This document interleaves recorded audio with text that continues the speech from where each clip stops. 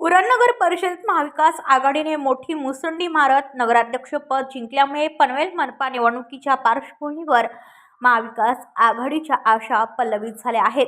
उरण नगर परिषदेत एकूण 29 नगरसेवकांपैकी भाजपचे 12 तर महाविकास आघाडीचे 9 नगरसेवक निवडून आले आहेत। संख्याबळ अधिक असूनही भाजपला नगराध्यक्षपद राखताना आल्याने स्थानिक पातळीवर नाराजीचा सूर उमटू लागला आहे। या निकालातून एकत्रित लढा आणि स्थानिक मुद्द्यांना प्राधान्य दिल्यास यश मिळू शकते हे उरणकरांनी दाखवून दिले आहे। त्यामुळेच हा निकाल भाजपसाठी केवळ इशारा नव्हे तर धोक्याची घंटा मानली जात आहे। उरणमधील या यशाचा थेट परिणाम पनवेल महापालिका निवडणुकीवर होऊ शकतो असा राजकीय विश्लेषकांचा अंदाज आहे। पनवेल हा भाजपचा बालेकिल्ला मानला जात असला तरी उरणचा निकाल गेम चेंजर ठरू शकतो। दरम्यान महाविकास आघाडीने उरण पॅटर्न पनवेलमध्ये राबवण्याची तयारी सुरू केली असून संघटन, स्थानिक प्रश्न आणि थेट संवादावर भर देत भाजपला घेरण्याची रणनीती आखली जात आहे।